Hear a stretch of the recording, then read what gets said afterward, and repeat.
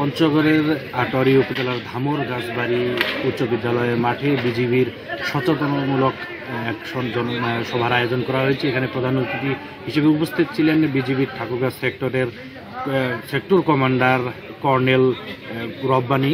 এছাড়া আরও উপস্থিত ছিলেন পঞ্চগড় 18 বিজিবি ব্যাটালিয়নের অধিনায়ক মনিরুল ইসলাম সহ বিজিবির ঊর্ধ্বতন কর্মকর্তারা। তো এখানে সীমান্তবর্তী মানুষ যারা রয়েছেন এখানে তাদেরকে নিয়ে এখানে জনসচেতনতামূলক একটি সভা করা হয়েছে, যাতে বিজিবির সেক্টর কমান্ডার জনসাধারণের উদ্দেশ্যে বলেছেন যে সীমান্ত এলাকার মানুষজন যেন সীমান্তে যে অবৈধভাবে সীমান্ত পারাপার, কাঁটাতারের বেড়ার কাছে যাওয়া এবং সীমান্তে চোরাচালান এসবের মধ্যে যেন কেউ না জড়ান, সীমান্তে যেন শান্তিপূর্ণভাবে বসবাস করেন এবং সীমান্ত এলাকার যেসব জমি রয়েছে সেগুলো চাষাবাদ করে যেন শান্তিপূর্ণভাবে তারা চলাফেরা করতেন। এক্ষেত্রে বিজিবি সহযোগিতা করবে। সীমান্তে ওপারে যাওয়া যাবে না, সীমান্তে যাওয়া গেলে ওরা বিএসএফ গুলি করে মানুষ হত্যা করে।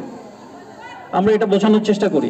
আমরা সীমান্ত সুরক্ষা আপনাদের নিয়ে করতে চাই। আমি চেয়ারম্যান সাহেবের সাথে কথা বলছি, অন্যান্য যারা আছেন গণ্যমান্য ব্যক্তিবর্গ তাদেরকে নিয়ে আমরা সীমান্ত সুরক্ষা করতে চাই।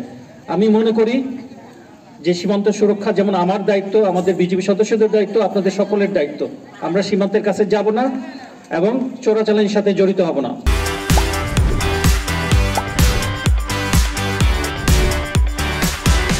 সীমান্তে মাদকে জিরো টলারেন্সের কথাও কিন্তু এখানে বলা হয়েছে।